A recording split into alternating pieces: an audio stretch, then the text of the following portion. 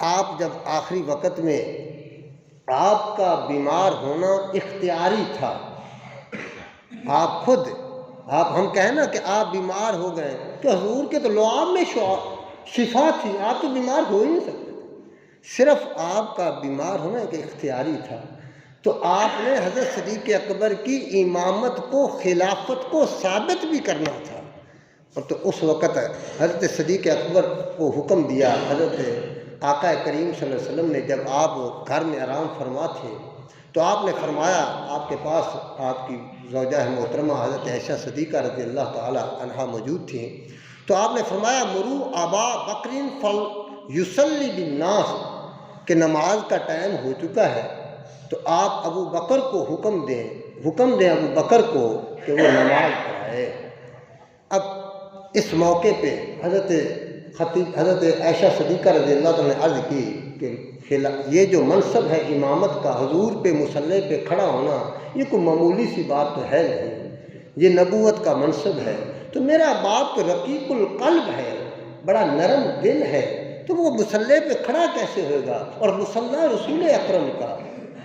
تو آپ اگر کسی اور کو حکم دے دیں۔ حضرت آقا کریم نے فوراً ارشاد فرمایا کہ تم مصر کی عورتوں کی طرح نہ بنو کہ مجھے مشورہ دو، میں اللہ کے حکم سے، نبی جو بھی بات کرتا ہے وہ اللہ کے حکم سے کرتا ہے، تو لہذا میرا حکم اللہ کا حکم ہے کہ مصلی رسول پہ صدیق اکبر کو کھڑا کیا جائے اس وقت۔ تو صدیق اکبر تشریف لے آئے، اتنے میں حضرت حفصہ رضی اللہ تعالیٰ ام المومنین تشریف لے آئیں، حضرت عمر فاروق کی بیٹی۔ تو آپ نے پوچھا کہ کیا صدیق کو بارے میں آپ نے حکم دیا ہے؟ آگے حضور صلی اللہ علیہ وسلم نے کیا جواب دیا؟ تو آپ نے فرمایا لا اقدمہ، میں نے آگے نہیں کیا، بل قدمہ اللہ نے خود آگے کیا ہے صدیق کو کہ جا کر مصلی پہ کھڑے ہو کر نماز پڑھائیں، یا پر کھڑے ہو کر مصلی پہ، وہ صدیق ہے، تو آپ نے کو حکم دیا۔ اب یہ یہاں پہ 17 نمازیں حضور کی موجودگی میں آپ نے پڑھائیں۔ ان 17 نمازوں میں 2 نمازیں ایسی آئی ہیں، ایک نماز میں حضرت صدیق اکبر دیر ہو گئی آنے میں، سارے مقتدی بیٹھے ہیں انتظار کر رہے ہیں، یہ کوئی نماز کوئی معمولی سا کام نہیں ہے، یہ بڑا اہم اور بڑا مضبوط ستون ہے دین کا، ہم نے معمولی سمجھا ہوا ہے، اس کا خیال کم رکھتے ہیں، لیکن صحابہ میں اس میں بڑی اہمیت تھی۔ تو اب ہوا یہ کہ جب نماز کے لیے صدیق اکبر نظر نہ آئے تو اس وقت صحابہ نے آپس میں مشورہ کیا کہ کیوں نہ ہو کہ فاروق اعظم کو آگے کر دیا جائے، کیونکہ صدیق کے بعد نمبر فاروق کا آتا ہے۔ تو فاروق اعظم کو کہا گیا کہ آپ آگے تشریف لائیں۔ حضرت فاروق اعظم جب مصلی پہ کھڑے ہوئے تو آپ نے اللہ اکبر جب کہا تو آپ کی آواز گرجدار تھی، تو حجرے پہ پہنچی، جب حجرے مبارک پر پہنچی رسول اکرم کے آواز بھی، تو آپ نے وہیں سے کھڑکی سے اپنا چہرہ انور کو باہر نکالا، اپنا سر مبارک کو باہر نکالا اور فرمایا لا، پھر کہا لا، پھر کہا لا، فرمایا نہیں نہیں نہیں، پھر فرمایا کہ اللہ بھی نہیں پسند کرتا، مومن بھی نہیں پسند کرتے کہ جس قوم میں صدیق موجود ہو اور پھر امام کوئی اور بنے، جس قوم کے اندر صدیق موجود ہو پھر امام کوئی اور بنے، فرمایا لا لا، پھر کہا لا۔ حضرت فاروق اعظم نے سلام پھیر کر پیچھے بیٹھ گئے، فرمایا صدیق کا انتظار کرو، جب تک صدیق نہیں آتا آپ بیٹھے رہے، ٹائم ہو گیا ہے 2 کا، لیکن صدیق کا انتظار کرو، نماز کا ٹائم ہو گیا ہے، صدیق اکبر تشریف لائیں گے پھر نماز شروع ہوگی، اس سے بغیر نہیں شروع ہوگی، یہ ہے مقام سے۔ اور ایک نماز ایسی آئی کہ جس میں رسول حضرت صدیق اکبر نماز پڑھا رہے تھے، اور پڑھانے کے دوران حضور صلی اللہ علیہ وسلم تشریف لے آئے، آپ علیل تھے، آپ جب تشریف لائے تو آپ صدیق اکبر کے پہلو میں آ کر بیٹھے، تو صدیق اکبر کو خبر، آقا کریم جی کو تشریف لائے تو روشنی ہی روشنی، پتہ چل گیا، صدیق اکبر پیچھے ہٹنے لگے، تو آپ نے فرمایا نہیں، یہیں کھڑے رہو، میرا حکم ہے یہیں کھڑے رہو۔ تو ایک نماز صدیق اکبر نے پڑھائی حضور صلی اللہ علیہ وسلم کو، اور حضور آقا کریم جو کہ امام الانبیاء ہیں، وہ پڑھ رہے ہیں صدیق اکبر، یہ بات ثابت کرنے کے لیے کہ میں بھی نماز مگر پڑھ رہا ہوں، تم نے بھی مگر نماز پڑھنی ہے۔ یہ خلیفہ اول بنانے کے لیے، میرے بعد یہ فیصلہ کرنے کے لیے آپ نے تشریف لائے کہ صدیق اکبر۔ اور میں یہ کہتا ہوں کہ جو حضرت علی کی شان کو بیان کرتے ہیں، جو حضرت علی کو مانتے ہیں، اور حضرت علی کی ایک نماز جو کہ رہ گئی تھی، حضور کی اطاعت میں رہی نہیں تھی، حضور کی اطاعت میں بیٹھے تھے، تو نماز جو تھی وہ وقت سورج غروب ہے تو سورج واپس پلٹ آیا، حضور نے واپس کروا دیا، اور آپ نے نماز کو ادا فرمایا۔ نماز قضا نہیں ہوئی، ادا ہوئی۔ جس علی کے لیے سورج غروب نہیں ہوا واپس پلٹا، کیا وہ حضرت علی صدیق اکبر کے پیچھے کتنی نمازیں پڑھی تو ساری کی ساری ادا ہوئی تھی تو سورج غروب ہوا تھا، اگر نہ ادا ہوتی تو سورج بھی نہ غروب ہوتا تھا۔ تو وہ صدیق اکبر کے پیچھے انہوں نے نمازیں ساری کی ساری ادا کی۔ آج اگر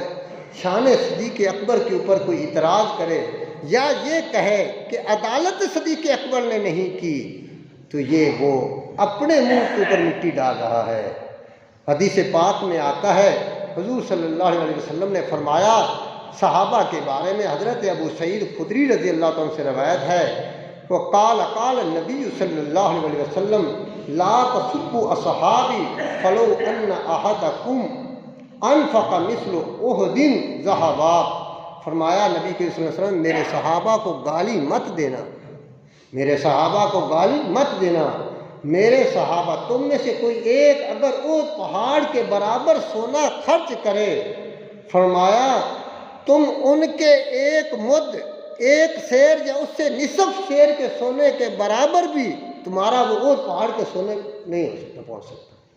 یعنی ان کا ایک آدھا سیر جو ہے وہ بھی زیادہ ہے۔ دوسری حدیث میں آتا ہے، رسول اکرم نور مجسم نے ارشاد فرمایا میرے بعد اللہ اللہ اللہ فی اصحابی، اللہ سے ڈرو، اللہ سے ڈرو، اللہ سے ڈرو میرے صحابہ کے بارے میں، میرے صحابہ کو میرے بعد تنقید کا نشانہ مت بنانا۔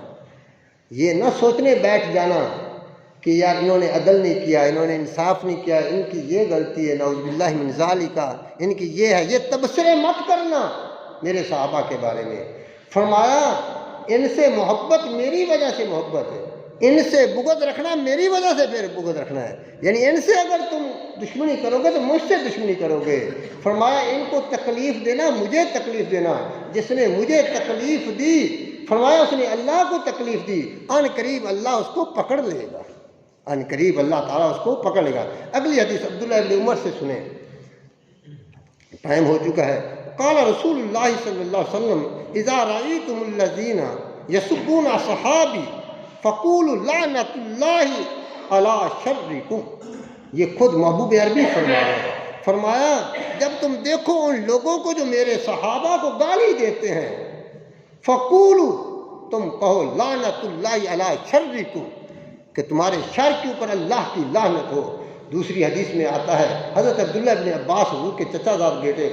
ارشاد فرماتے ہیں کہ رسول اللہ صلی اللہ علیہ وسلم نے فرمایا، آقا کریم من سب اصحابی فعلیہ لعنت اللہ والملائکۃ والناس اجمعین۔ فرمایا رسول اللہ صلی اللہ علیہ وسلم نے کہ جس نے میرے صحابی کو گالی دی، فرمایا اس پر اللہ کی لعنت ہو، فرشتوں کی لعنت ہو، اور تمام پوری امت مسلمہ کی لعنت ہو۔ آج ہم دیکھ رہے ہیں کوئی اسلام آباد میں بکواس کر رہا ہے، کوئی کراچی میں بکواس کر رہا ہے شان صدیق اکبر کے اوپر،